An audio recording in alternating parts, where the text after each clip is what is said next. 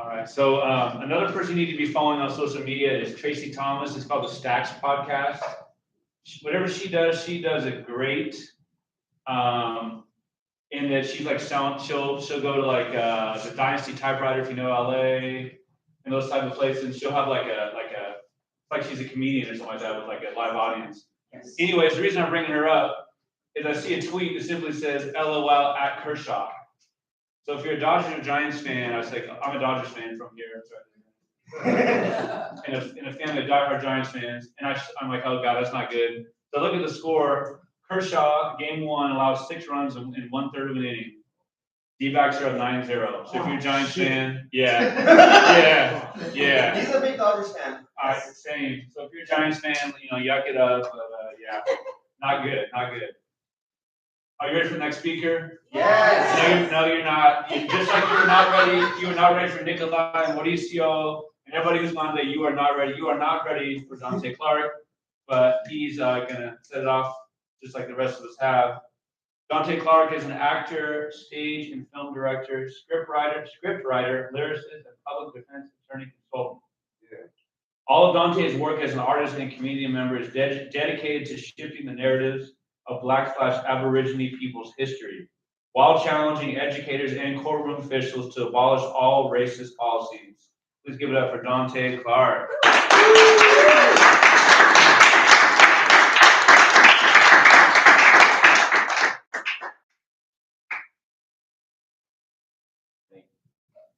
Appreciate listening, visualizing poetry today. I just found out what the word sciatica. I just found out what that means. Like 2 days ago. I'm still understanding what that means, but I don't know. It's like, it's like right in there. So yeah, just wanted to share that.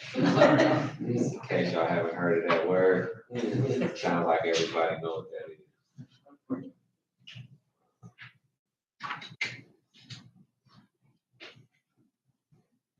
This is a book that I wrote called Closed Caskets.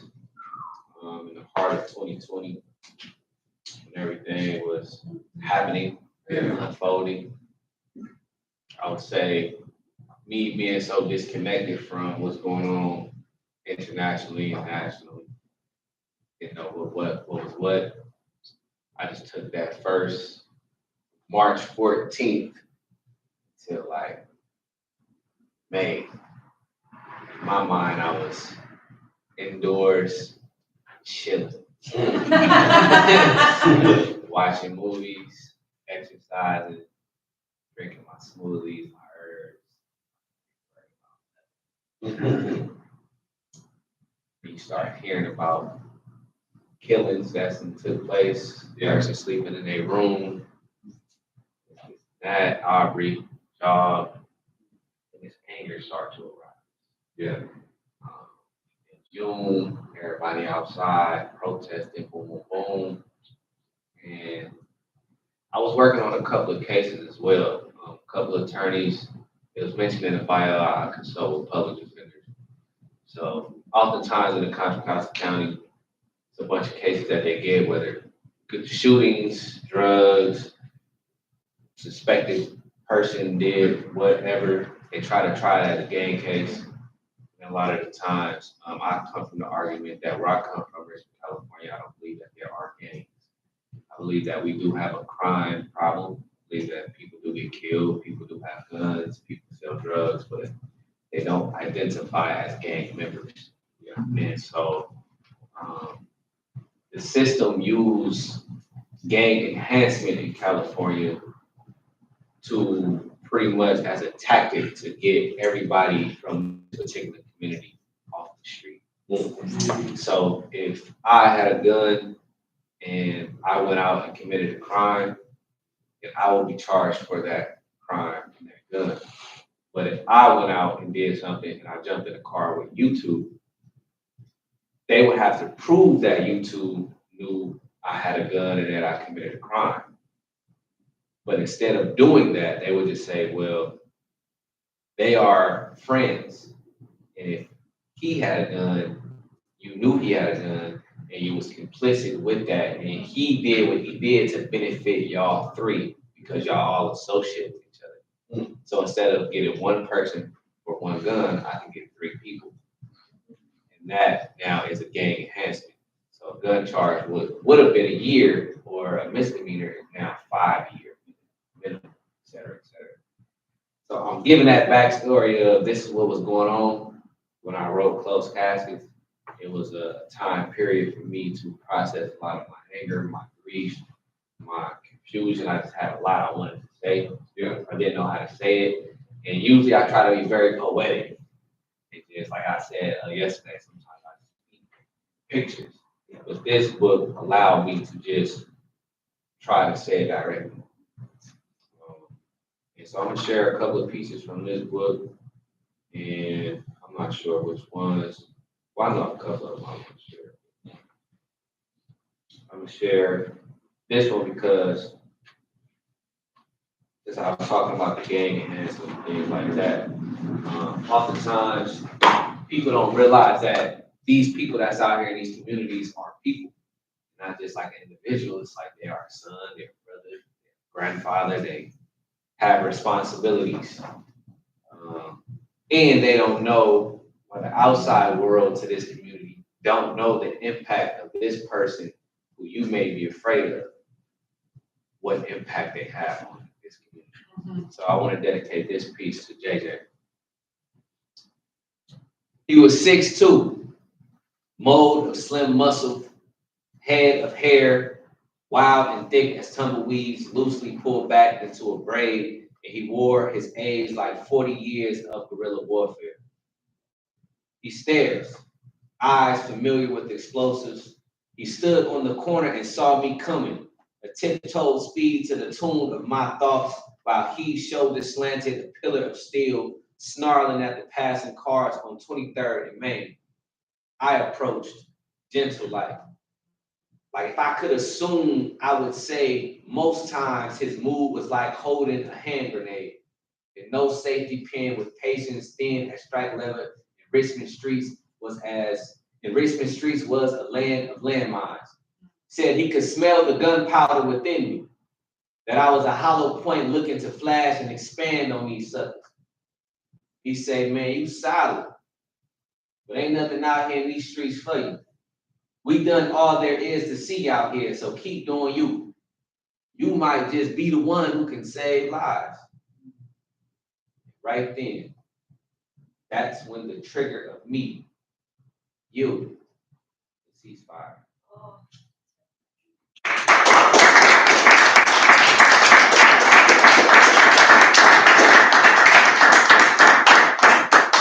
JJ was considered an OG, and I come from North Richmond, California. I had my circumstances. My mom had to move us to the south side.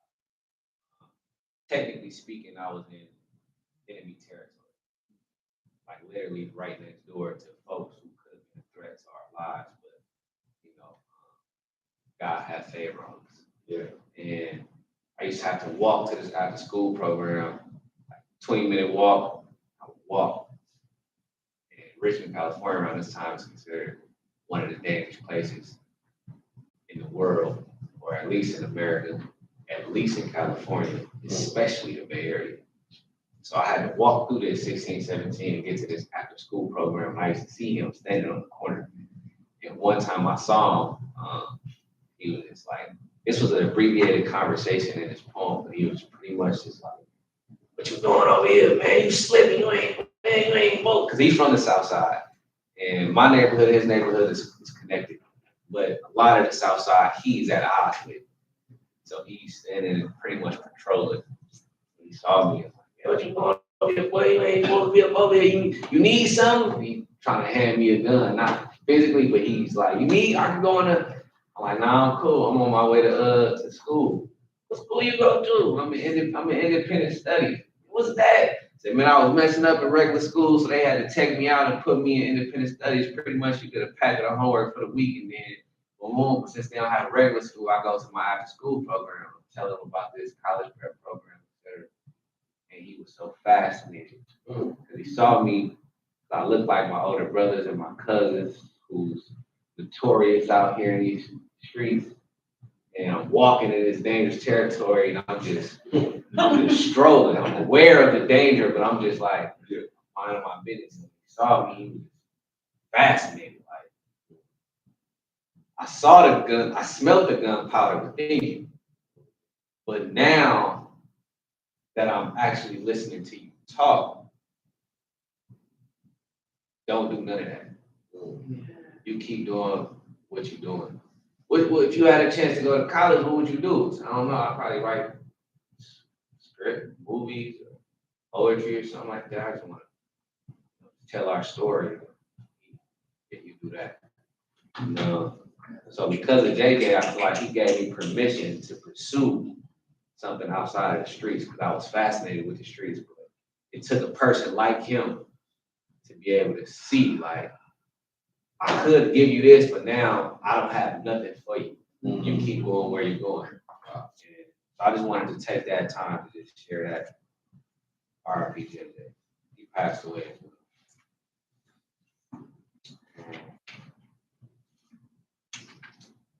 Where did we go from there?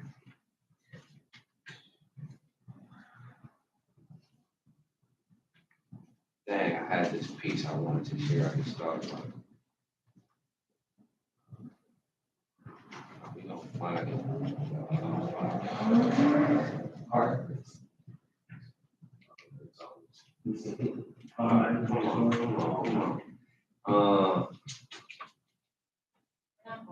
There. Okay.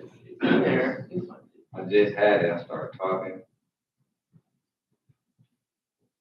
Oh, here we go. So JJ was 2007. This is 2010. Bringing the noise. Walking on my way to a Youth Speaks poetry workshop. No, walking on my way to a Youth Speaks workshop, and he pulled out a gun. It's three of them against me on a busy Frisco street, and time's ticking. Should I grab his gun? If I do, I gotta shoot. Smack all three of them. If I walk away, chances are he might shoot me. Shoot me till I'm dead. Then for some reason, I turn into the streets between the stopped cars, walk calmly. He calls me pussy. They don't shoot. My ego made me wish I had. But we all survived. I walked to Youth Speaks late with thoughts about MLK.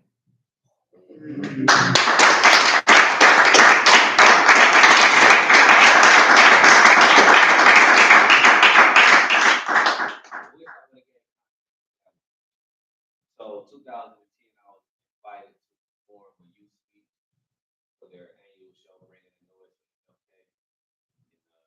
And, I just turned 20, so I'm really excited. It's going to be my first big stage performance. This is like bell. So coming from Richmond, I get on BART, I go to Burlington Coat Factory to try to find me a coat. Couldn't find one. I'm like, how's this Burlington Coat Factory? Ain't no damn coat. You know what I'm saying? I'm like, what? So I'm there, I'm like, all right, boom.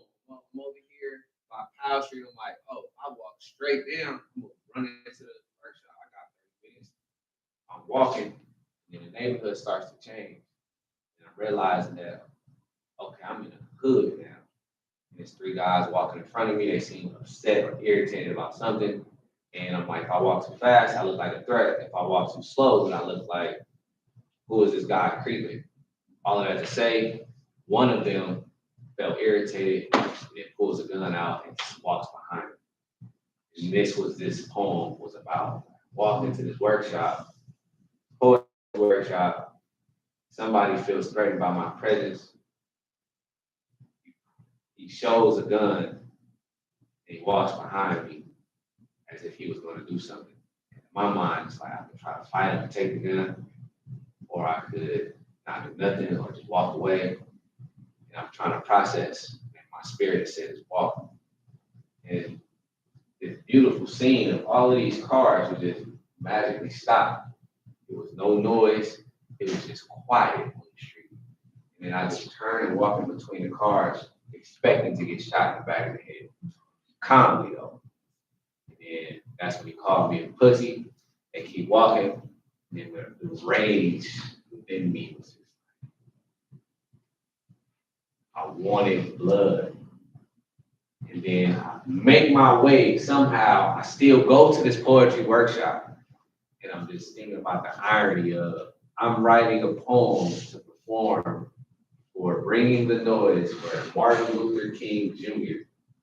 about peace. And I almost got killed on the way. I'm like, he was tested many more times than this. Maybe this was a test to see if I can continue on the journey. So that's why I'm here.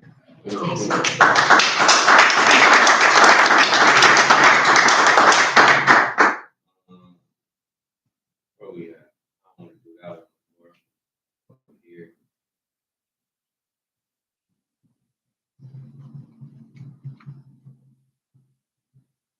I also realized that I wrote this book and I don't really read a lot of poems from this book at all.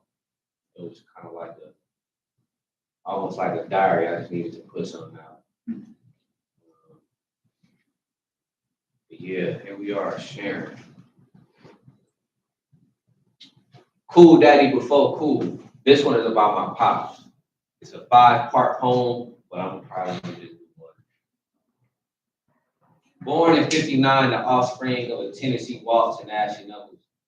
There was a summer day that brought forth a boy, benevolent, black, and blooming with a silky spirit medley of fire and rain on the collarbone of the 60s. I could imagine the mind of Cool Daddy then as child.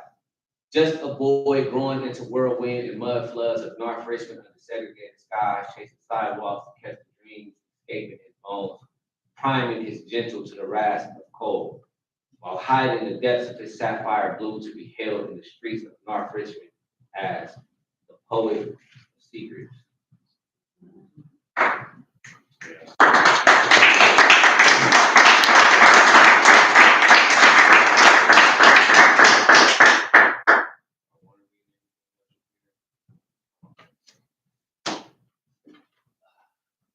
This piece, so we're talking about oldies,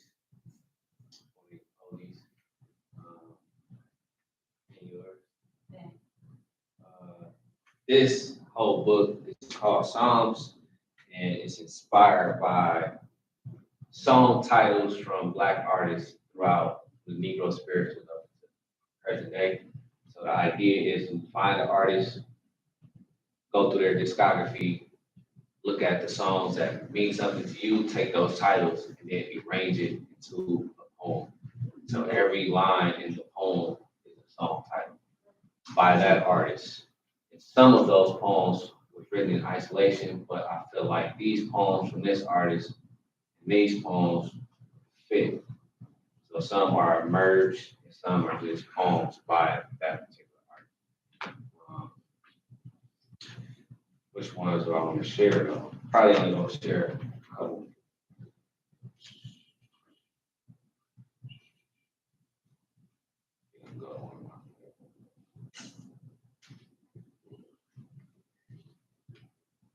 Hoover and them. On the run from the soulless barking about a body count. Because those are offerings made for the devil's team. By the time I get to Arizona, they will have you believe that we are all prophets of rage. And mine terrorists because I don't want to be called yo nigga. Because I wrote a letter to the New York Post and made the boast that we have shut them down. Bet they say we too much posse. We too much rebel without a pause like Black Steel in an hour of chaos, but don't believe the hype. We only bring the noise that's louder than a bomb that'll raise the roof of the security of the first world because we want all power to the people. But the CIA snuck and set a time bomb for a mega blast to turn our revolutionary generation into the night of the living base heads. Not because my Uzi weighs a ton, but simply because they fear a black planet. That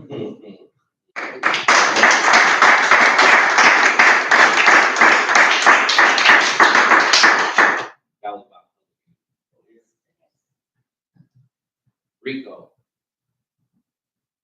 And if y'all knew about the family ties of the Freemason pirates in the presidential White House who are hustling, moving base, and got rich off cocaine, turning our Silk Road into a 9/11 freak enterprise of black opium, where a prayer over pots and pans could turn into gunplay, hella smoke and brimstone, just for a face to be riding through my ghetto in the valley of death, speeding in an Aston Martin, music super high, chucking a peace sign, sucking down diced pineapples, drying their tears of joy as others are asleep, talking Russian roulette with free guns on private property. Then you will know how to stay dangerous, speak the truth, and beat the odds. But for some, it's to make your peace with being stuck at the standstill. Be on the south side to live around adult men, pushing and body snatchers, snatching and never snitch. Told don't testify when in the hot seat after you seen a man die. Even though my homies and ghetto dreams ain't safe, every day you face dying with your boots on, be hearing voices and gotta keep it moving. I guess that's just the real nigga blues. Having close encounters with an El Dorado sunrise feels like a wildflower next to scrap metal that smells like fire. When people are satisfied with watching the evening news for a sign of the times to come down with the sun, I guess getting grown for a crybaby becomes a scarlet fever that spends the night in your mind and be thinking out loud. Up at grandma's house, searching through 1,000 words of gifted parables at the tip of champagne glasses, waiting for one of our sweet Lord interludes to make me feel way back home again. But who cares about the art of noise of a would-be killer if he ain't a charity case? And I remember the times when I wanted to paint the sky red. Countless steps I took under dark clouds when roaming as thief in the night. It's those dark conversations that I take to my grave. Because when your heart's on ice, it becomes a tombstone. And who's going to take the blame for you hitting rock bottom, boy? Survival is to be abandoned. Like everything feels too close enough to hurt, so hearts for sale. We have failed to become like our praying grandmothers, whose soul fly towards the ribbon in the sky because we pray. But they pray for love. So they will get sky priority.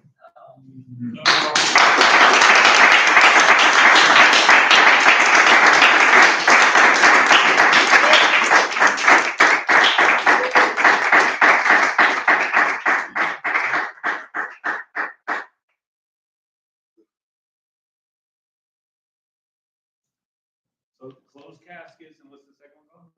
Psalms. Psalms, and that's Closed Caskets is on Amazon. Psalms is available at F&M Publishing. Or you can hit me directly. You're on Instagram and not Twitter, right? I do have a Twitter. I don't really know how to use it. Okay. But I have a Twitter. I'm mostly on Instagram. I want to say Dante was like episode 57, maybe. So I was lucky enough to talk to him way back when Closed Caskets just come out. Yeah, just come out. Yeah. Right. How's Carla doing these days? Good. Last time I checked, she went to Ghana. Yeah. Over the summer. I haven't talked to her since. Kevin Dublin too. I think. Yeah. Oh yeah.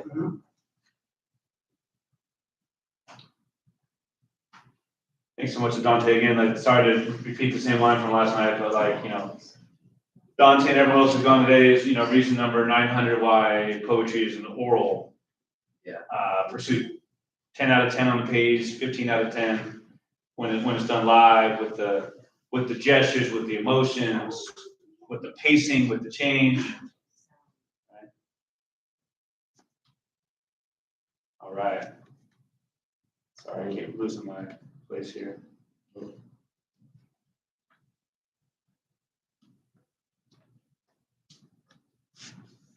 Our next speaker, Maureen O'Leary, lives in California. She appears in Bourbon Pen, the Esopus Reader, Reckon Review, Oakalum Journal, Flame Tree Press, Alternate History, Penumbric? I don't know. One of those. Speculative fiction. Sundog Literary, Sycamore Review, Nightmare, Sequestrum, Roy Press, Barron Magazine, Ellipsis Zine, Tahoma Literary Review, and upcoming in Chthonic Matter and Sierra Nevada Review, along with Marcelo, who spoke last night. She works with Ashland MFA. She's a pushcart nominee and a graduate of Ashland MFA and also a fellow educator. Please give it up for Maureen O'Leary.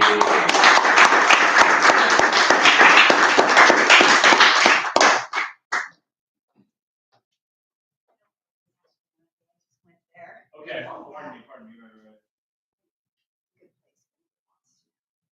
So I'm going to start. I'm a poet, and I write short stories, mostly horror and novels. And here's a poem I wrote, and you all moved me to share this. It's something I wrote after attending a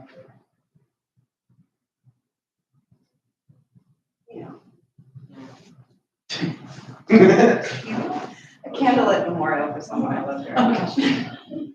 He was a student of mine. He didn't make it through his 20s, and he was murdered in a drive-by. That was mistaken. Maybe we turn into clouds of reefer, particulates coating the lungs of the people thinking about us.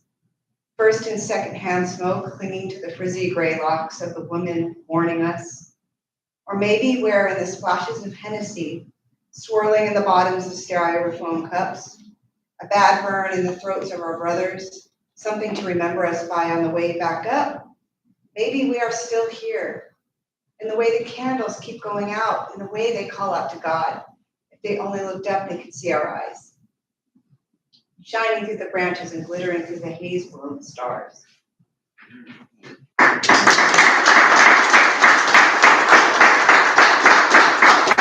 That was called Grief for Joy.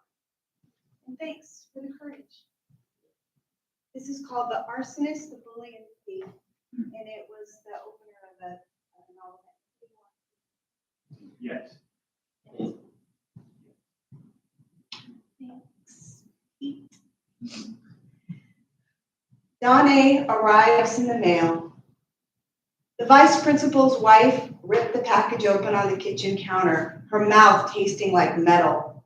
Mrs. Vickers, written in purple loops, was the first bad sign. The return address from the high school where her husband worked was the second. What bad luck no one stole the package from the lobby or set it on fire. What did she expect to find inside? A hank of hair? A desiccated heart smelling of glossier perfume and pink vodka? What it was? A Malibu Barbie with a diamond ring encircling her neck, the jewel glinting like a winking eye. The arsonist. Outside the art classroom, a girl named Joan kicked a boy until he cried. But this part of the story is about the arsonist Rihanna. There were drips of dried glue on Rihanna's balsa wood phoenix sculpture, but the wings were what were important. Maybe going up in flames in the art room sink was a fitting end to a phoenix. Not all art was supposed to last, and a whole school distraction was needed. Yet when Rihanna's lighter flame licked the beak her own lips burned, it was unfair to lose so much again to fire. The wings lifted in the blaze as her fingertips traced the cabled scars on her forearms, from when she stumbled into the bonfire trying to impress Olivia Castaneda at the beach last summer. Poor girl, she said, meaning the phoenix, meaning her own ragged heart. The alarm sounded in short blasts, and when Rihanna ran out, Joan and the boy were gone. Beautiful, hardcore Joan faced expulsion if caught in another fight on campus. And what would be the point of going to school without Joan there to long for? The bully. Rage crackled between Joan's teeth. People like to talk tough, but hardly anyone wanted a real fight. The itch for more violence marched under her skin like a bad army. Colin cupped his bleeding nose while she scrolled through the pictures on his phone. Grace was into it, I swear, he said. Do you smell burning? She asked, texting to herself the pic of him grinning alongside unconscious Grace with her shirt pulled to her chin. The image was more than enough to ruin any chance Colin had at a college swim scholarship. Picking on Grace was a mistake, and though Joan didn't talk to her so much anymore, they were best friends in 8th grade, and that was a bond. With the sudden blow of the fire alarm, Colin ran off, and she followed, crunching his phone under her boot as smoke billowed from the art room because, fire or not, Joan needed to break something. The thief. Grace loved the words for what she was. Pirate. She took what she wanted. Shoplifter. How powerful to be able to lift a shop. Stealer sounded like steel, a material forged in fire. Steel was stainless. Steel didn't feel, and Grace loved to steal.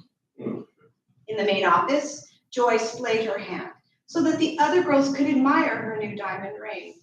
I don't know if it's real, she said, honestly clueless. Grace knew the value of things, and even under the fluorescent lights, the diamonds sparkled as only the real deal would. Thoroughly distracted by my high heel shoes. A fire alarm shattered the circle. Drills were never scheduled after school, so somewhere in the building there was a fire as real as the diamond Joy wore in a ring too big for her. Grace knew exactly who gave her 16-year-old friend a present meant for a grown woman. As everyone rushed for the door, her fingers feathered Joy's hand, and so the ring was hers. The words from her secret identity sounding in her ears in time with the fire alarm's emergency ringer. Pirate, lifter, stealer, thief. In the privacy of her bedroom, Grace sifted through her things. A gold-cased red lipstick with heft, a silver chain, cool as water against her throat, a silk flame yellow scarf, glossier perfume, and now a diamond ring, a gift for her friend Joy, who had no idea how to behave with a secret, flashing around the school's front office like a proud fiancé, forgetting that diamonds came with expectations. She emptied a shoebox of old toys, her Slinky, a fist-sized baby doll, and a Malibu Barbie with a red bikini, flaxen hair, and a tan. The Barbie looked like Joy, to be honest. Grace snapped off her head to put the ring around the neck, then glued her back together. The diamond sparkled with its one blind eye as she rested Malibu Barbie inside the shoebox. She remembered Danae from Greek myth, the girl whose own father shoved her out to sea in punishment for attracting the attention of a god, as if the poor girl chose to have skeevy Zeus rain into her bedroom. Maybe Danae was happy at first with the attention of a powerful older man. Maybe she thought it was cool to be wanted. Grace walked down the street and mailed the package, covered in enough stamps stolen from the school office to send across the ocean, though the doll and ring didn't need to go that far. There was a picture in her mind of an apartment and a wife. Everyone saw the day she showed up at school to give Mr. Vickers the house key he accidentally left at home. The vice principal kissed the woman on the cheek, and Grace thought they looked like dolls, moved around by a little girl play acting an idea of love. There was a picture in her mind of those dolls with a lighter held to their burning mouths, and there was a picture in her mind of fire.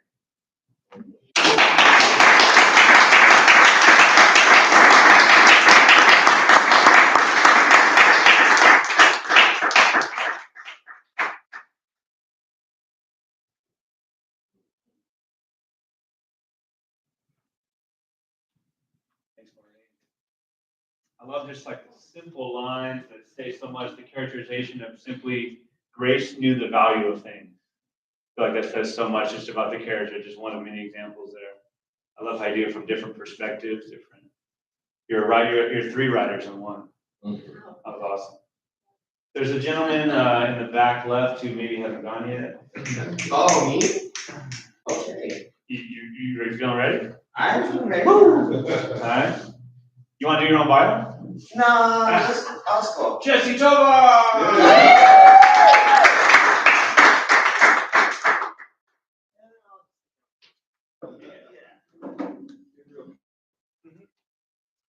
So I'm gonna start off with reading somebody else's piece. That's kind of like what I like to do from time to time. It's from Sola con Carne. He came out with a zine called Another Memorial for a Brown Man. And if you were there last night, you saw him read at the Sacramento Poetry Center. So I'm gonna go with this part. The dying flowers are deteriorating. Wind, stirring petals, fallen. Or anyone with this zine, that is so amazing. I don't want to do that. Frame photographs, him laughing in eternity, and sticky notes, rest in peace, love you, miss you, eternally, memoriam, stuck to the metal bars of fences, chilled by winter's hand, miss you, miss you, miss you, miss you, miss you, miss you, clink.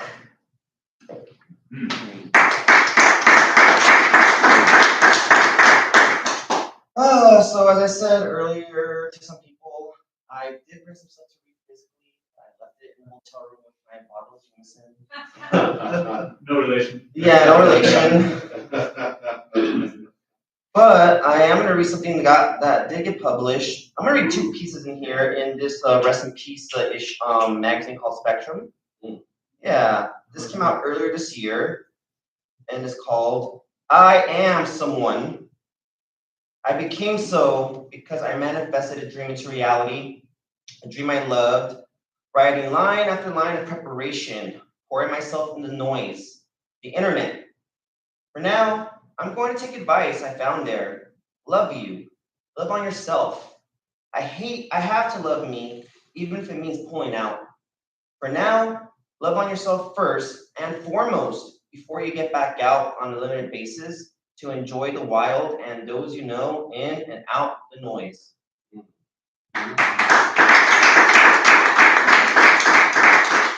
So with that poem right there, I guess you can call it a after poem for Brenda Baca from the poem The Unearthing.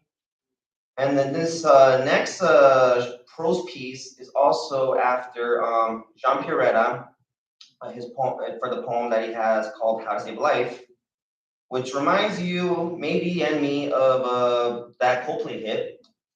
And this prose piece is titled "Love Can Change the Tide of War." War started over a presumed dearth of dancers. This war, recorded in lyric, guitar, and electronic drums. War became a pop phenomenon. War retold in tribute and altering keys, contrasting the major pop hit musically. Many heard about this war out and about, in stores, in online ads, just about everywhere. Some can recite notable lines: bad blood, mad love, problems, deep cut. You guys are getting the idea, right? Years later, an answer song kept the war tides high. Some key lines: tired, retire, expired, liar. Some say this tune is not a pop phenomenon. Either way, it records this war in another perspective. More years pass. Finally, one handed out an olive branch. Olives are significant because their oil is a complement to unleavened bread and not so strong wine for a gathering of two. Anywho, the other involved in this war made chocolate chip cookies, another type of unleavened bread. And just like that, the war ended. Love healed a broken friendship. People want to know how love can change the tide of war, so this is one how. You? All right, next piece I'm gonna read.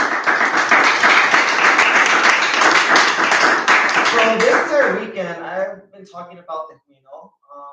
For those of you that tried it last night, it was made by Kevin Galindo. And I'm gonna read a poem of his that's in my lit journal, Lit Stack. And this piece he wrote about being at a recent poetry event, and it's titled La Lunada. Full moon, collared shirts traded for crop top tank tops, 2 sizes too small. Galeria de la Raza never left, now bigger than ever. A studio like a spaceship, painted straight at the soul. Intergalactic art, our baseline. We travel through time, bring water for flowers. We're seeds of the earth.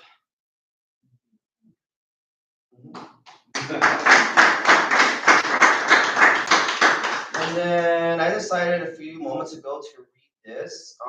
It's actually in a podcast called Zizzy Zix. It's run out in the Whittier area. And the piece that's on that podcast from the summer is titled At Soul. Can't read the address right now, but it's in Gardena. Yeah. The emperor has no clothes. It's an expression. Although the sentence describes a situation where one is afraid to criticize someone because the person is perceived to be important, the statement is literal for me. I've seen the emperor with no clothes. The emperor has seen me, a nobody, with no clothes as well. Hierarchy is canceled. We are equal. We speak and listen to one another about who we are and what we do without fashionable impressions. Thank you so much. And then, let's see what else I got. So at the end of last year, I submitted to this one magazine called Anti-Poetry, but right now they took a hiatus. So, but I'm gonna read what I submitted to them anyway. And it's titled Out and About. Why? Because there's an end to allude to. Why? There's a future that needs preparation to speak on. Why? To get something for a gathering. Why? Going to a gathering. Why? To not feel alone. Why? Have something to do during minor depression. Why? Play board games reluctantly. Why? Converse somewhat reluctantly. Why? Drinks. Water gets you through when the gathering is over.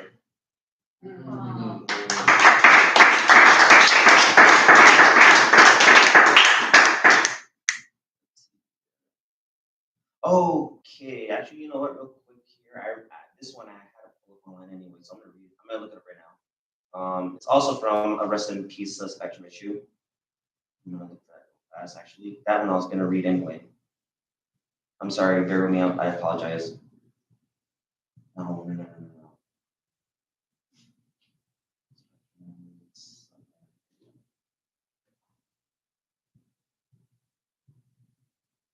So yeah, this piece right here, I used to go to a church for like a long time, and then I left it in 2014, and then some shit went down in 2020, and this is one of many pieces I've wrote about all that, and it's titled Summer Sounds at a Megachurch, based on a true story. Chuck, a megachurch pastor, left the liquor store with a small black plastic bag. Larry, church member, captured Pastor Chuck's visit on cell phone video. When Larry's video circulated, members were pissed. Allie, a member, was pissed because Pastor Chuck sat down Ron, a former usher, for guzzling beer years ago, though Ron only tried it for the first time, yet Ron was treated like a jumper who hit the pavement. Hasley, Pastor Darrell's wife, overheard Allie and Zariah, another member, mumble how not even Pastor Chuck is above his rules. All season, summer sounds about Pastor Chuck at a liquor store were spreading. All right, well, long story short on what happened there is that a lot of the pastors from that mega church confronted the guy. It was because his mother was dying and she did pass away from cancer, but they were just fixated on that, why the fuck was he drinking alcohol? And he was like, well, get the fuck out of here. And he fired all those pastors, and then all those pastors started their own new set of churches. And one of them is actually here in Sacramento, actually. Yeah. Mm-hmm. Wow. And then the last piece I'm going to read, I actually intended to read this for the kitchen table, but forgot that I even wrote the thing. And it's called Last Stuffed Angus Patty. Contains bacon bits and cheddar cubes. You set it aside to cook from frozen. Grab the last 2 wheat bread slices. The noise you see on your phone gets you. Pulls you away from your cooking task. Clothes you left in the dryer get your attention. Coordinating interviews on behalf of a brand pulls you away. Your ears itching to be cleared out with cotton swabs get your attention. The last stuffed Angus patty with infused bacon and cheese wrapped in paper and plastic you place on top of the stove gets your attention. You decide to use butter with olive oil instead of Pam spray. Place the patty in the pan on high heat. Flip in 3 minutes. Part of the patty gets stuck on the pan despite using the last of the butter. Flip in 3.5 minutes because of the delay from the first flip. Toast the slices. You grab the last 2 cheese slices because why not? Flip after 3 minutes. Intuition tells you to turn off the stove. Grab the bread. You ought not to butter the toast because plan to absorb the butter from the pan shows that the brown liquidy butter meat is not wise to infuse in the toasted bread. Place the cheese slices on each toast. Place the Angus on 1 toast. Intuition tells you to go with the right. Intuition says to microwave for a desired melty finish. Type in 18 seconds. Grab the milk with a heaping amount of cheese from the microwave and enjoy. Thank you so much, and that's all about it. Yeah. Reader.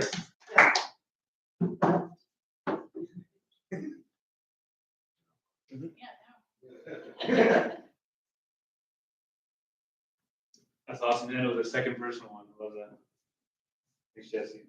I thought you were gonna say that one of them, meaning the pastor's, is here tonight. I was like, oh, No.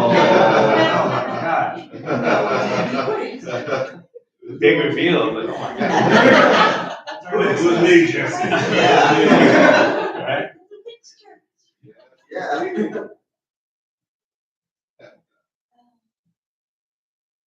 All right.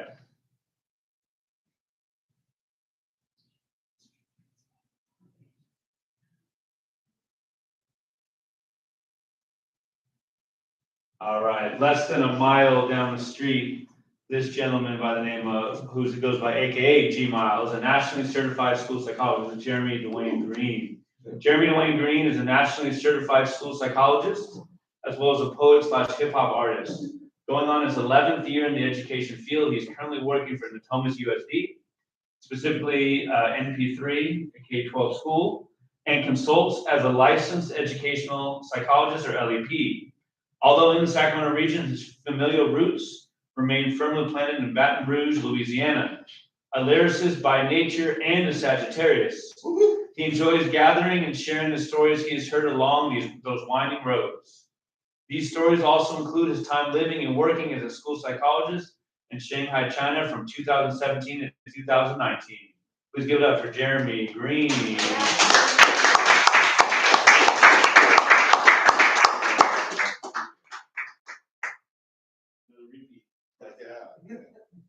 We're getting a little double shot speaking of Jameson. Just telling people, whoever watching on the live stream, man, like, birthday is November 30th, so if you want to give me a gift, bottles of Jameson, I do that. Hey, I gotta say, man, I really, like I said last night, I appreciate, especially your narrative, brother, man. I just appreciate everybody's narrative and stories. Like, it reminds me so much of, like, childhood summers and winters, in East Baton Rouge, Louisiana, man, in 225, and just like some of the narratives you were telling and painting, man. It's like, thinking about my cousin that, speaking of grief and mourning, I had a cousin that was, murdered, gun violence and stuff like that. Jeremy Bernard Green. I'm Jeremy D. Wayne Green. I was born first. My mother always says, oh, your auntie stole your name, blah, blah, blah. So I'm Jeremy D. Wayne Green, and I had a cousin, Jeremy Bernard Green. We lost him in 2008. I just graduated from UC Davis that summer. And, I'm playing with my brothers, Smash Brothers, man. We on the weed, we killing it. It's like 2 a.m., right?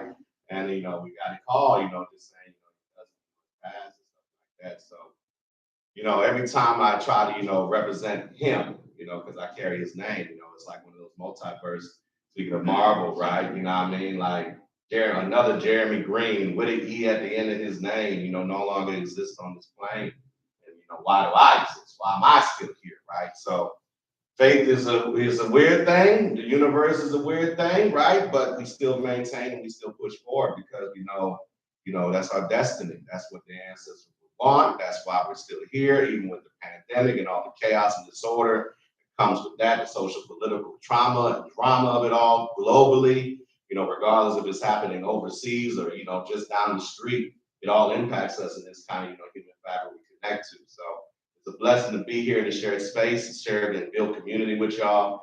All love, all day. So we'll read a couple poems. Oh, yeah, thank you. So I'm going to read a couple of narratives. I'm going to try to keep it, quick and, straight to the point. I got kind of so, bear with me and stuff like that. So I'm sure you work today, whether from home or your office situated between grocery items, sunflowers. I'm sure you work today. Today, I'm sure the strains of capitalism shaped your worries and the show tunes, fake smiles to meet end of the year goals. The show must go on. Since everyone was checking in with loved ones at the start of this pandemic mess, I tried to be one of the cool kids to check in with you. In truth, it's also because I can't let silence stay still. Silence is the answer. Silence is the conclusion. Silence is the proof that love and God lead you during a pandemic to walk drunk in the silence that now befalls the streets of your foundation, Chicago. Silence is the alchemy of heartbreak, the alchemy in how I left you to find me, and then he found you before I found me, and then you found yourself in the comforts of him who, as dust, allows you to settle in the aftermath of us. Still, I wonder, why did you embrace me at that barbecue after so long of that silence? The panic wraps around me like the daughter we once imagined. She'd have your eyes and my hair as our histories blend like the milk inside of her bowl upon finishing her favorite cereal, Cinnamon Toast Crunch, which is some good cereal. Some never imagined that such beauty could come from us. The pandemic was supposed to be a new yet familiar and bring together divergent forces towards a common good. However, much like every prediction made by the experts and the anxious, only the devastation has consistently manifested. I guess it's similar to us. Only the silence continues to be interjected into the colors of my shelter-in-place mornings. I guess I should take solace in at least that constant in these ever-shifting days and times. I just hope, in the end, you're okay. So I read a lot about, social, political. Hey, I love love, you know what I mean? Prince, my favorite artist of all time, grew up on Babyface, Sade, Aaliyah, you know what I'm saying? So I love love, so a lot of my poems touch on love too. But I never say like I'm a romance kind of poet, right? Because there's always that underlying kind of anchor of like, damn, this is some heavy shit we got right here, like, going around trying to find love within these days and times, right? So that was something I wrote at the beginning of the pandemic about somebody, who I once loved, still love, ended up, disappearing. And, even with all the social political drama with that, still ain't find each other like that. It's all good. All is well, like my grandmother, Picola Hardneck Ring would say, all is well. So this is another one. The sky held us down, ever present, running through our vision as if the sands and waters of Mayco. I told too many truths during moments infused with libations the opposite of nourishment. I probably was sipping on some Jameson at that time. Actually, I was. Yeah, I'm glad the truth is out. I wish you knew of the traumas that brought me back from dreams deferred. I wish you knew of the traumas that continue to keep me woke within nightmares. Some say the struggle is seductive, so maybe sharing mine would somehow satiate your spirit. Maybe then you see my soul is beyond friendly dismissals. Maybe then, beyond our titles of soul healers and hope dealers, we could allow ourselves to dispel all the hesitations that come from our generational hangups. Whatever it took to paint for you the dream of love supreme, I would attempt to do so within this mortal framework. Maybe by doing so, you see me as I see you. Maybe then in this traumatic reality, I'm woke within. The dream deferred will once again unfurl. After all is said and done, these are the realities of what I dream to see.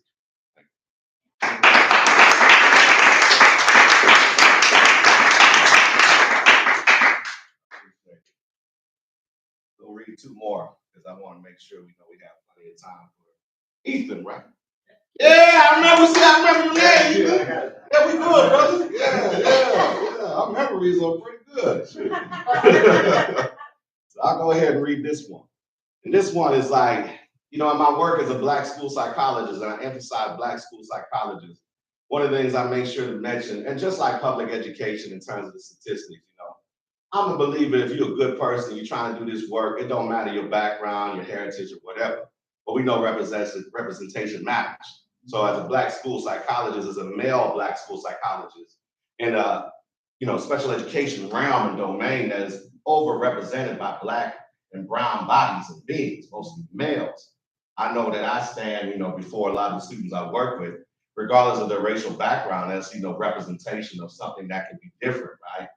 And so, like when you have a profession, at least our National Association of School Psychologists say, it's 85% folks that don't look and sound and walk and talk like me, right?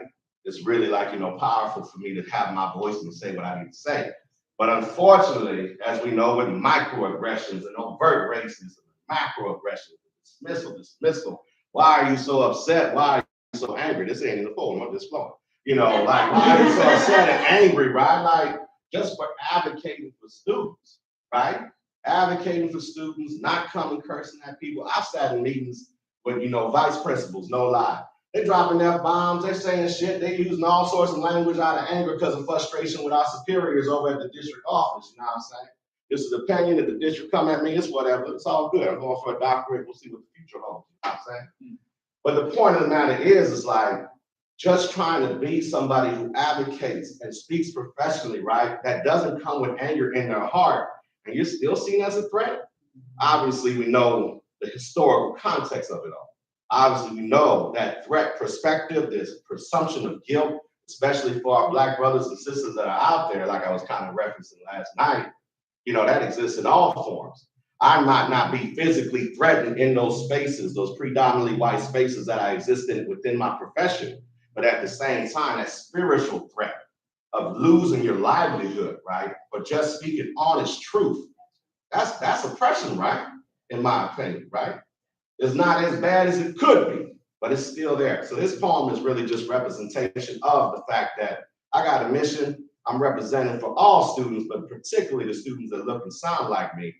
I'll be damned if anybody's gonna tell Jeremy D. Wayne Green how to be. So this is a little bit of a poem related to that. I want my opinion to be valid and my expertise to matter. I want you to know what you got and what you lose when I go missing. I want my voice to be seen as that of the greats. For you to trip over yourself to listen and support me like the politicians and administrators you cater to at your site. Even though I know that such respect can mean multiples of hate.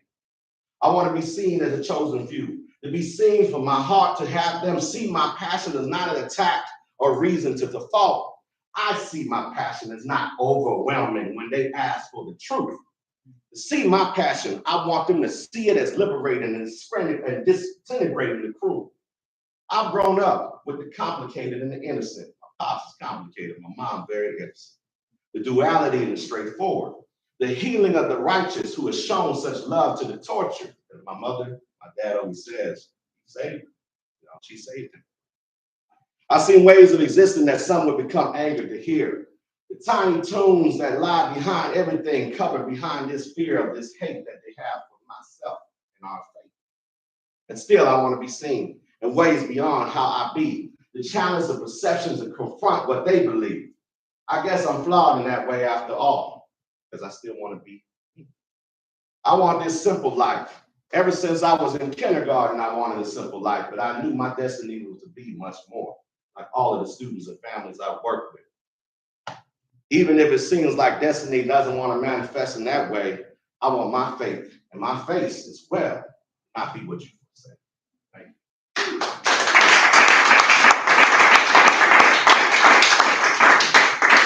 So this is the last one. Like I said, I kind of, write about a little love thing. So, this is about me and a special someone downtown LA. This place called the Edison. I don't even know if the Edison still exists anymore. I keep on looking on Google and they say it's not open. So, anyways, it's July 2018 and Trump has been in power going on forever. Still. I meet you at the Edison downtown LA, a trendy bar hidden between cocaine alleys and the dead-end roads of numerous tent cities. We climb down the stairs of this former power plant as electric artifacts light our way towards the crowd. Trendy drinks and trendy people intermingle as if we are in speakeasy times, and the tent cities only exist on reservations in their racist minds. For a Black man and a Mexican woman, these speakeasy times weren't easy for our ancestors. As men like Trump have always felt America is great when people of color move in silent as bootleggers and gangsters. We sit and drink old fashions. I like me some old fashions. Sip on drink old fashions. Catching up while I'm in town for a work conference after escaping China while you live in the valley with your dad and sisters. I'm now living many miles from where you are sleeping. In my head, the smell of bourbon and the sight of various citizens communicating all at once blends into the background music for these thoughts. I've loved you since the first house party. From your first art show in Davis, California, from the first poem I ever wrote about you 10 years prior. 10 years strong, I'm still drinking. However, you break my nighttime daydreaming mode. You say a word for your dad as he fears discrimination and attempts at icing his citizenship. I try to say something to comfort you during that time, but I realize that would just be privilege of me. Being amongst these same kids and these performers flipping like acrobats, right? All I could do is just watch your lips move as you talked about your worry about ice coming from your father. My intoxication increasing, voice blending into the incandescence. Thank you all so much. Appreciate it.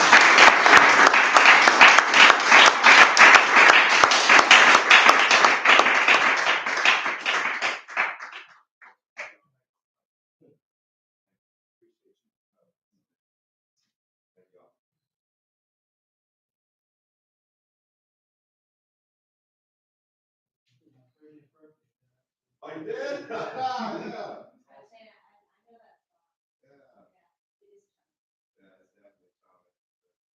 Good memory. Thank you. So, just, you can probably tell why it's a pleasure to work with Jeremy. The way that he really sees each student as an individual and really focuses on them, really works with them. Paul, just in the end, it's about the heart, it's about the passion of it. To always list things the right way, but most importantly, excuse me, is about the student. 100% about the student. People say that and they don't walk the walk. Yeah. Jeremy definitely walks the walk on that. You walk the walk as well, my friend. Appreciate you. Appreciate you. Thank you. Our last speaker of the night, our last reader of the night, Ethan Chichanye, is the author of Sing Your Distance, which I know he's going to read from, and of Warnings from the Future, a story collection from Acre Books in 2018.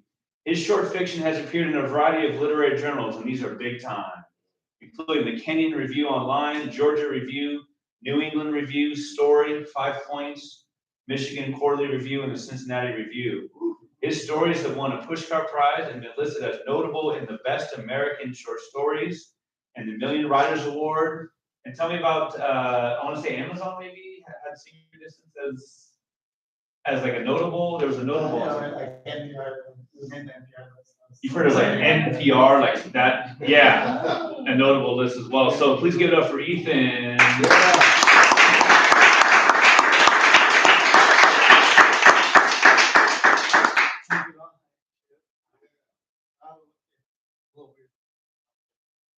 I'm going to read something kind of from order of the way. So I'll give it just a little context. The book is about a communication between Earth and Mars in the kind of the first part of the 20th century, before there was radio, largely before the space age.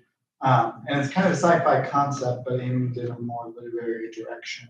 It's about this Martian map equation that humans haven't been able to make sense of. It seems to indicate, it seems to say like distances that are near are also far, distances that are far are also near, and it's really a way to talk about interpersonal distances between people and between characters involved in it. The section I'm going to read is kind of from a sub-story and a supporting character. It's a section that introduces my favorite character in the book, one of the core characters, a guy named Lucas Holiday. I feel like he's kind of the thematic core of the book, and so I wanted to read him talking about this Martian map and people's attempts to solve it.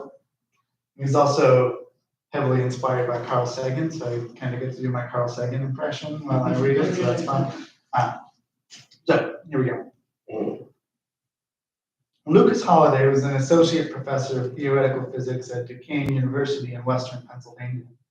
He wore brown suits. His dissertation, published in 1946, had not been influential. He hadn't published anything since. He hadn't advanced toward tenure. His department chair considered him unserious, but students flocked to him, teaching in a tan blazer over a lime green turtleneck or other outfits of the sort. He was both a little comic and a little dapper. Am I coming through the back? Yeah, you're good, man. Thank you. He was each, in a way that disarmed the other. A lank switch of chestnut hair swept across his forehead, keeping him youthful even in his 40s, and his voice made him sound like a man who would clean a carburetor and drink a cognac at the same time. When he asked his students to imagine they were in a blacked-out train car, an adaptation of one of Einstein's thought experiments on general relativity, they closed their eyes and imagined a 500-seat lecture hall would go silent. It wasn't just his voice. He had a way of speaking about science that none of them had heard before. Their high school teachers, their other professors listed dates of discovery and molecular formulas as if reading instructions out of an almanac. The first day of each semester, he'd wait until everyone was seated. even allowing a few extra minutes for the stragglers before speaking. He wouldn't begin the course with a title or a warning about the difficulty of the class, but with a question. Have you ever stopped to ponder an egg, the egg you eat for breakfast? He would hold up an ordinary egg he brought. No? It's an incredible physical object, hard on the outside, liquid on the inside, two different liquids, a ball of liquid inside a sea of liquid, inside an oval wall. On a biological level, it's simple. One big cell. One of the only cells you can see without a microscope or eat without a very small fork. The egg needs to be strong enough to get out of the hen, but delicate enough to be broken open by the beak of the chick. It wasn't even there when the whole thing started. Now we think of an eggshell as an eggshell, but I want you to consider the shape of the eggshell. Is the force required to crack it the same at the tip as it is at the belly? Imagine, if you will, a perfectly spherical egg. He was always asking the students to consider an object, to close their eyes, to imagine it. His voice and his way of speaking magnified each other, working together like the lenses of a telescope. His point about the egg was that we look past science every day. It's mixed into everything. Because it's so easy to generate the force required to break an egg, we don't feel the need to understand it. Yet no one cracks an egg at the tip because we have some innate feeling for the physics of the egg. He tossed the egg to a student in the first row. No one ever dropped it. They had not known, maybe no one had known, that science could be so cool. I, the narrator of the book, Rick, remembered him from my high school years, his voice flowing from the radio into our living room, the question for which he became famous. Do you ever feel alone in the universe? By the 1950s, he had former students who'd gone into broadcast radio, students who remembered closing their eyes to listen to radio plays as children, and now remembered closing their eyes in Lucas Holliday's lecture hall to think about trains and eggs. He became a frequent guest on the Colby Monk Radio Hour. My dad would never have let me listen to it, but he also would never stop my mother from doing anything that brought her joy. She loved to sit at the kitchen table with a cup of coffee and the newspaper crossword, the radio running.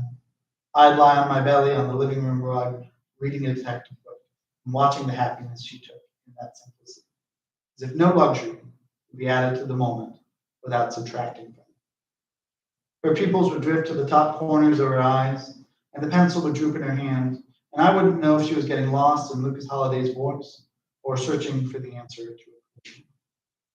By the late 1940s, my dad and I had lost something in our relationship.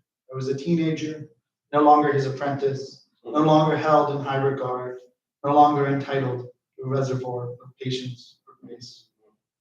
He lost a certain softness with me, and I came to realize that I'd been one of his only sources of softness in the world until I aged out of it. I lost it too, feeling I was supposed to be an island now, to need nothing. I didn't lean on my mother in those years, though she invited me to. But I don't know what would have happened to me if I hadn't had those afternoons when we relaxed in adjacent rooms, a clear line of sight between us. And I could be assured by the silent warmth of her presence. We listened together to Lucas Holliday's distant voice pulling the poetry out of a slinky, teaching us when a bowling ball was different from a feather and when it was the same. He asked us to imagine our garden hose. He explained toast. Late in the interviews, he would say the word fluid dynamics or thermal transfer, but not until we knew the science, not until we understood it as if we always had, as if knowing were an inborn state. Do you ever feel alone in the universe? Eventually, he would get to that question. He managed to sound even more excited about it than about toast. Let me tell you something you haven't heard me talk about, but that I think about every day. Do you ever feel alone in the universe? Because I do sometimes, but it's crazy to feel alone in the universe when we have a neighbor. Let's talk about the odds of life. It's a very narrow band of planets that will support life in outer space. It's a Goldilocks. That one is too hot, that one is too cold, no food here, no water there. Of all the planets in the solar system, and all the planets maybe orbiting all the stars that we can see in the night sky, there is exactly one, other than our own, that has given us the slightest inclination that it harbors life. The odds alone of another planet doing so are, pardon the term, astronomical. The odds of the planet next door hosting intelligent life are, that's not luck, that's a miracle. It means something.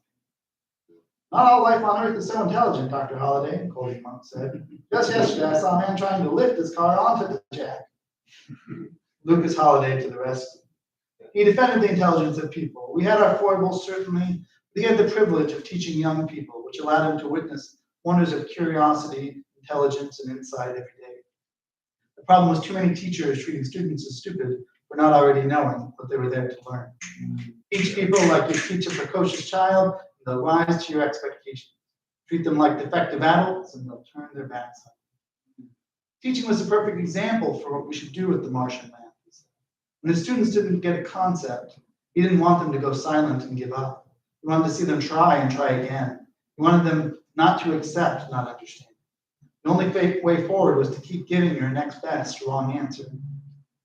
We're not their students, are we? Colby asked. Many people don't want to be looked down on. Looked down upon. To be a student is a wonderful thing. Now, Dr. Holliday, how does anybody learn except being asked a question they can't yet answer? I don't mean to say. We know what it's about. We know what it says. We just don't know how to make sense of it yet. Do we know what it's about? I don't, Colby said. His voice was tinged with annoyance, either being interrupted or being confused. It's about distance, Colby. We don't understand it right. You're sitting across the table from me here in the studio, two people next to each other. The Martian map tells us that we're no closer than if we were hundreds of miles apart. Now, I can see you. I could reach out and clap you on the back if I lean forward. So I don't know what it means to say that the space between us is both great and small. I like you a lot, and I think we're always at handshake distance. But there are two ways of understanding it, and they seem to contradict each other. And they don't. We just need to wrap our minds around why. They cut his segment short. Colby was curt in closing out the interview. He did not like being railroaded. But the audience response was overwhelming. The phones were already lighting up. With extra time to fill, there was nothing to do but answer them. People called in from all corners of the country. Housewives, fathers, high schoolers. They didn't understand, they said that they wanted to. The next time Holliday was on the show, he said he wanted to talk about a person's relationship to science. He talked less about the Martian map than about Einstein. Einstein riding his bicycle around Bern, losing himself on the map as he lost himself in thought. Not hunched over a dim candle, scratching with a pen, not in a university cloister, feeling the cool Swiss air rush against his face, his feet tracing perfect conjunctional coordinates. He asked himself what it would be like to ride a beam of light. What would it be like to race a beam of light and look over it? He made one of the great discoveries of physics by asking, what would light look like from the side? He looked at things from different angles. He rotated them in his mind. He rotated himself around a bolt of lightning and let the light race toward it in all directions. That was what we had to do nowadays. We couldn't beat the problem in the submission. We had to play with it instead. He returned to his favorite example. Imagine an egg, he said. Hold it vertical, little end out. Draw a line around it, a belt. What do you have? A circle, right? A ring. The widest part of the egg, you have a bigger circle. The smaller parts of the egg, the circle gets smaller. But things get much more interesting when you tilt the angle at which you circumscribe the egg. Tilt the angle and you have a strange oval loop, but not a perfect oval. These were approximations, he said, of what mathematicians call conic sections, slices of cones. Very interesting field of mathematics and one related to the orbits of planets. But an egg was even more interesting. Slice it one way and you have a circle. Slice it another and you have an irregular oval. Change your angle and the orbit distorts and flexes. Something different from a circle and something different from an egg. And when viewed as a whole, it's something singular in nature. No way to describe it, but as an egg-shaped crystal. An egg contains one baby chicken and infinite math, he said. What we need to do is look at this egg from more angles. But what does it mean? What does this tell us about the Martian map? That's what I would listen to have been calling to ask. Holiday laughed. Well, I haven't solved it, Colby, though I do admit I've been thinking about it a lot. The enthusiasm of your listeners is contagious. To all of you listening, your fire is my fire. I don't know.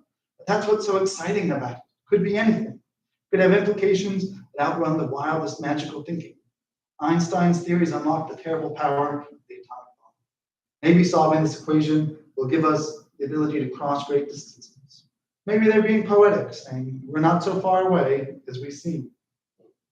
Poetic? The beings that have only ever sent us math problems? Math is as curious a language as poetry, my friend. It contains as many mysteries. When the radio hour ended, I looked up through the open door frame of the kitchen, where I saw my mother holding a brown egg aloft between her finger and her thumb. She held it where the afternoon sun poured through the window, giving the egg an orange glow. I watched her rotate it this way and that, shifting the tilt of the axis and peering at it closely. When she saw me observing her, she smiled sheepishly and hunched her shoulders inward, like a child caught in the midst of some embarrassing but minor offense. I shook my head.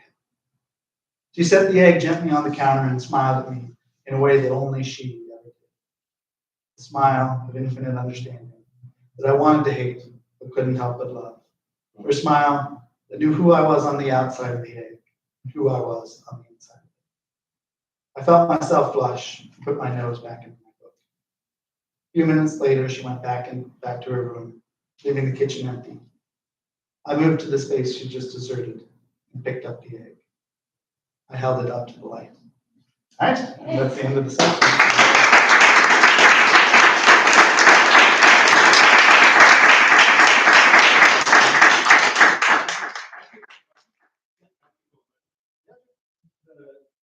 That scene with the mom, like, so they're basically watching the same show in different rooms. Yeah, I think listening to radio. What's you guys on the radio?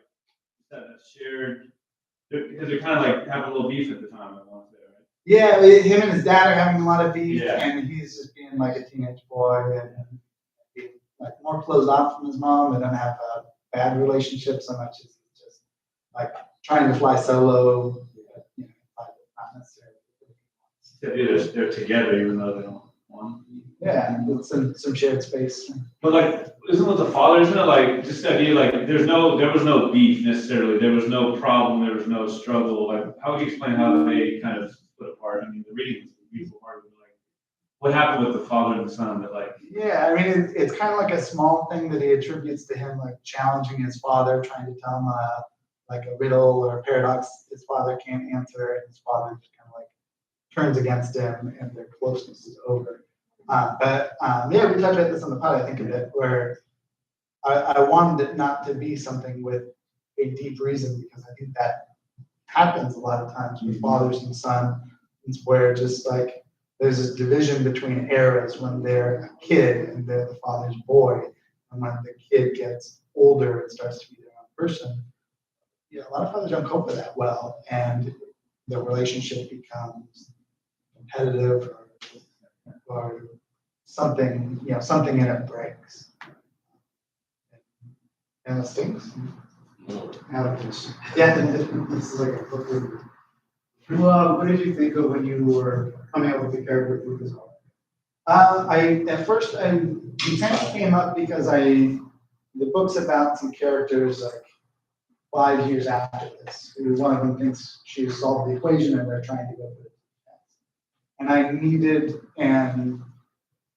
a failed attempt before that was really painful for everyone, to help kind of illuminate the stakes of what this meant for her, and that it was kind of a risky and uncertain thing.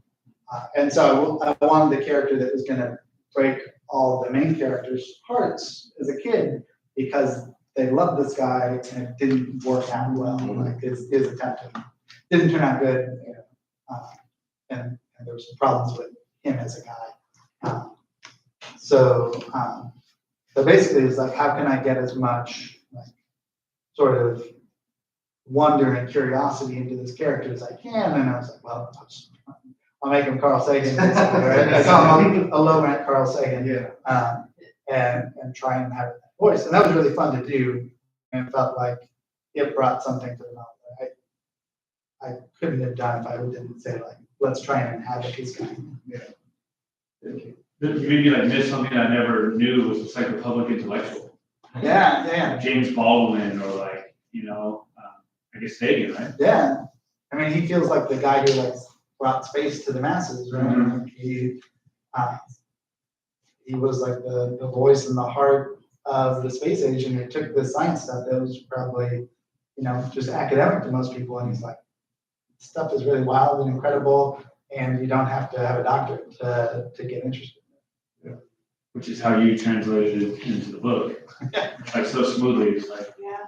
man. I had to, and he's, him and other good public scientists, that's what they're good at, and that's what I had to borrow from, because I don't understand science at that level either. So I have to use the metaphors that they've translated, but then, try and use that. And it's kind of fun. I love coming up with a good teaching metaphor. You guys, other educators here probably know when you hit on that thing that's like a good framework for understanding something that makes it click for a student. That's a rush. Thank you. All right, thank you very much.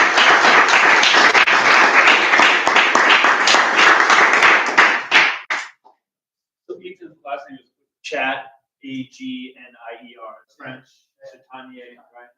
If you'll definitely find, again, Senior Distances, that book. If you follow Jesse, me, and Jesse's author pop-ups, Yeah. no slap dashes or author pop-ups or chills of will. And we're gonna share all the info for your books, for your links, for everything. So we'll put that up online. Where to buy the books and all that good stuff. Where to see your poems. Hopefully, like last night, it's this idea that hopefully we're making these social media connections, but hopefully it'll lead to real life. And looking for next year having more Central Valley representation in SoCal, North, and all of that. So I don't know, Jesse, if you have any announcements. No. Can I say a couple things really quick? One, I wanted to say while I was up there, it's been awesome reading with you guys and hearing all you guys' work. So thank you all for being here. Yeah. Oh, yeah, And Jesse Thanks for and making everyone who worked on putting it together. I also, you made an announcement about Lit Hop earlier. I want to say too, I encourage everyone to go down to Fresno Lit Hop. This is the first year I'm missing it actually, since it started 6 years ago. But there's readings every hour for like 6 hours. So it brings out hundreds of writers into Fresno Tower District. It's on groups of 4. There's multiple readings per hour. So you have to kind of pick and choose and say, okay, here's the one I want to go to first. It's got a lot of great writers from Fresno, pulls writers from, down from the Bay and from the greater San Joaquin Valley, some from LA. It's a really awesome event. I encourage you to look it up, Lit Hop Fresno, and come check it out. Lit Hop, right? Yeah. Including the new MacArthur genius, Manuel? I don't know. I don't think he's coming. He Maybe lives in back east. Arizona. He does live from out the of- Valley. yeah. He lives in Arizona. I don't think so. The keynote speakers are Lee Carrick, who's the California Poet Laureate, and Juan Felipe. Yeah. And Juan Felipe Herrera, who's the 2-time National Poet Laureate.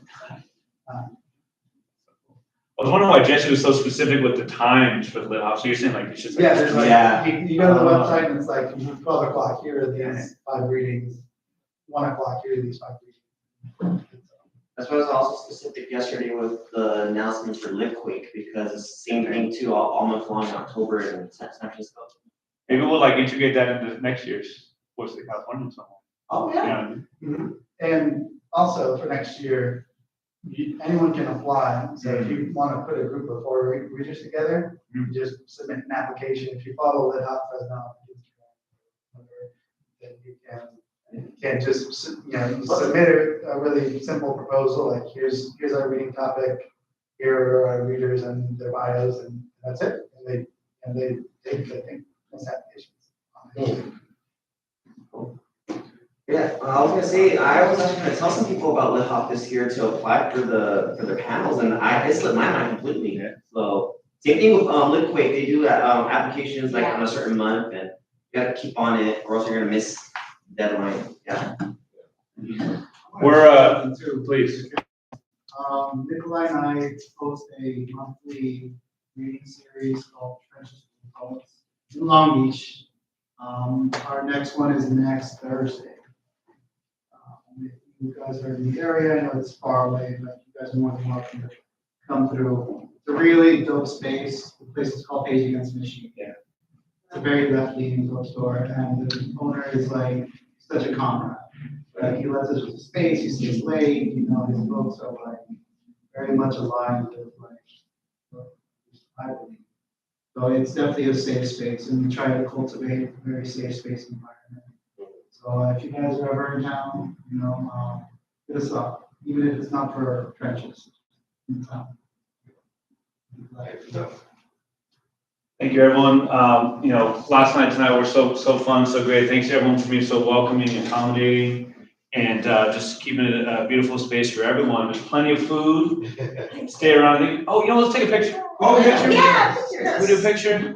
Come on, never good. Like in the, you know. I think some of us are going out maybe after have a Jameson.